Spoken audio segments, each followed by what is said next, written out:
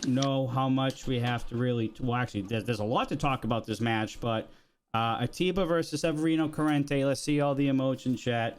I know they were everywhere during Rocky Mountain Pro's watch-along. Show them up in the Dudes and Belts chat here. Atiba versus Severino Corrente, last man standing.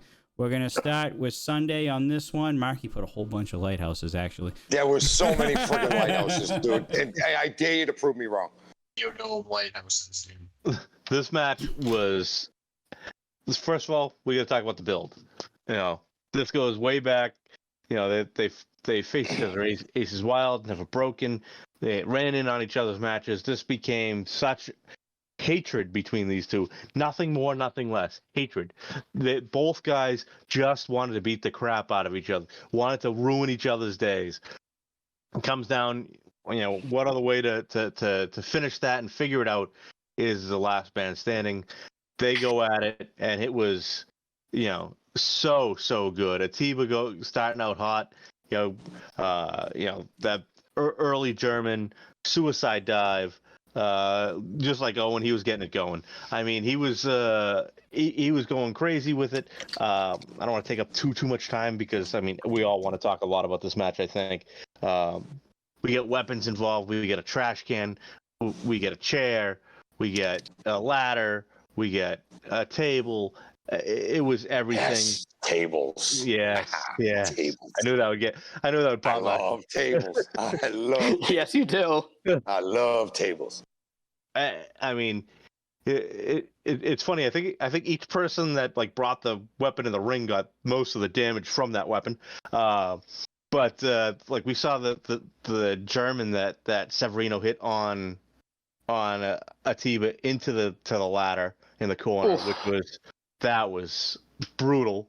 And then you see you know, Atiba with the chair shot to the head on Severino. They were violent. Both guys were violent in this match, and it just ends up with Atiba kind of going that extra mile, setting up Severino on that table, hitting that big splash off the top rope. I mean, Atiba only got to his feet on the 7 count there. You know, before and Severino just couldn't answer the call. And oh my God, what a match this was! The whole crowd was into it the whole way. They were quiet and loud almost at the same time because they were all like on the edge of their seats waiting for the next thing to happen, and then it would happen and they would blow up and then they'd be like calming right back down because something else was just about to happen. There was no lulls in this match. There was no slow periods. It was just brutality, violence, and action the whole way. Love the match. Easy. Said it the moment the match ended when I was in the stands, and I agree with it the same after watching it on Rocky Mountain Pro's Twitch tonight. 5 lighthouses, simple grade, no thinking. Also, 5 lighthouses. This match, the two things that stuck out to me were the coast to coast from Atiba, and then the finish with the table. I mean, you want to talk about last man standing. Hey, how do you have a good last man standing match? Well, I think we just found the blueprint, gentlemen. I mean, this match had everything. And, Sunday's exactly right. Most of the time, people that brought the weapons, they took the majority of the punishment with them. The trash can Severino got to know that very well. There's definitely 5 lighthouses between the build, the story they told during the match. This was just a straight up just pride fight is all it was. This was a back alley brawl. It was just who's leaving and who's leaving on a stretcher. And I'll tell you what, this is what I'm left with out of this match. So it was 5 lighthouses. What's next for Severino Corrente? Marky Pins. 5 lighthouses all day. Every spot, every moment of this match, there was drama. This match kind of forced Atiba to maybe step out of his comfort zone a skosh, because it seemed like Severino was the one that really had the anger issue toward Atiba at this moment. And if you're the guy who somebody's pissed at, you have to go to their level to resolve it, because anything less is not going to be enough. And there was nothing that was going to resolve this except something like a last man standing match. Atiba did very, very well improvising because we don't see him use the weapons and the outside things quite a bit at all. We see him use his feet and his chops and his hands as weapons to get the jobs done on any given night when we're watching him. But tonight he used ladders. He used the chairs. He almost gave Severino an old school Van Terminator. He threw the chair at Severino. Severino caught it, and then he gave him the dragon's fang right into the chair, into Severino's face. That was awesome. And then for a guy like me, personally, I am a tables guy. I'm not really into too much of the hardcore stuff. But, the match ended on a dragon's landing through a table. I explodified out in the crowd when we were watching this with the boys. This is such a great, great hardcore / no rules wrestling match to end a feud and to just put one guy out of action for a while. Hopefully Severino's okay and he comes back at some point in time, but he lost this feud. Atiba kicked ass all the way through this. 5 lighthouses. Triple I.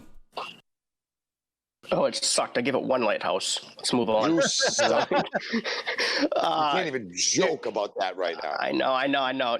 I just want to throw a monkey wrench into things. Yeah, obviously. I share the same sentiments as my buddies here. One thing I want to point out: everyone's always like sign Atiba.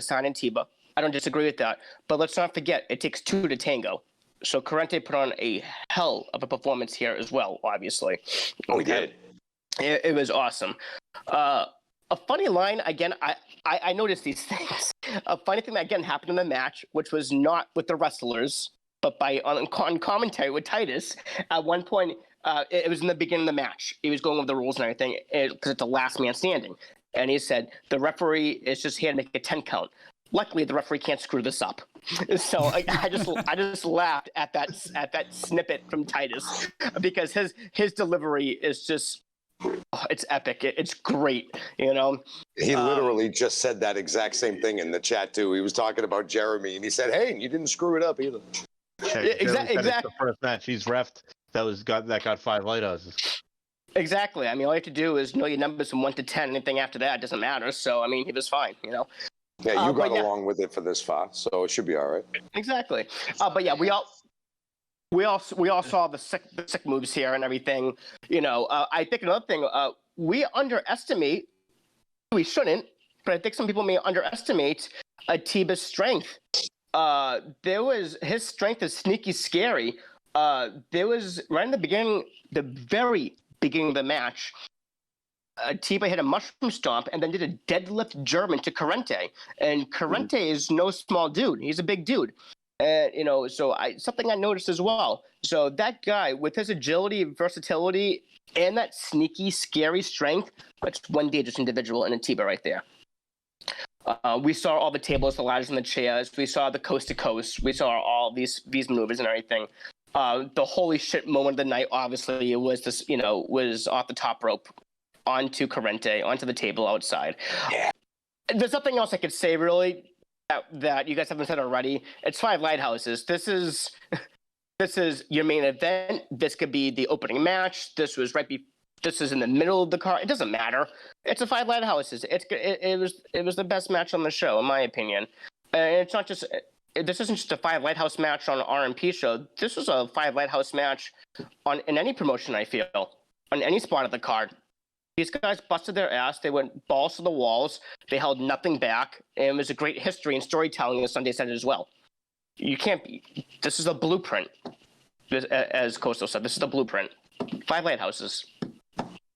On that note, since I am not going to be adding to anything about this match, because you guys have just about covered the entire thing, Atiba versus Corrente Part 2 officially gets 5 lighthouses from the Dudes and Belts Wrestling Jackass. All day. Whether it was June 25th, I think it was 25th. Whether it was today. 26th. Being July 26th, it was a month ago. Whether it was a month ago, a month from today, a month from next millennium. This is a 5 lighthouse match. I was proud and happy to be there and actually get to witness that in person. So friggin' awesome. Have any of you ever seen in any wrestling promotion a last man standing match in person? Because that was my Yes. first time. No. For me, that was my first time. That was awesome. Seen Last Man? I don't know off the top of my head. I'd have to look back at it. I don't think I've ever seen one in person like that. I've seen some hardcore matches, some no rules matches, no disqualification. I don't think I've ever seen a last man standing match in person. And if I do see another one after this, the bar's going to be really high, depending on what the hell it is. Evil Genius posted in chat the story from these two made the match, in my opinion. It really did. I have to agree with that. It had been going for months now. And the story of Severino being the crafty veteran who's been there for so long and doesn't feel like he's getting his respect no more. And here comes Atiba, who's getting all the props, all the cred, all the respect. The fans are going ballistic for him. Just look at any live stream. It's full of sign Atibas and Atiba emotes. It's all over the place. You could, if you were Severino, you might feel like you were being disrespected too. And he stepped up to the kid. And this time the kid came up larger. So good for Atiba. And I hope Severino doesn't give up on it because, I mean, there's still respect for the man. But Atiba was a better man on this night.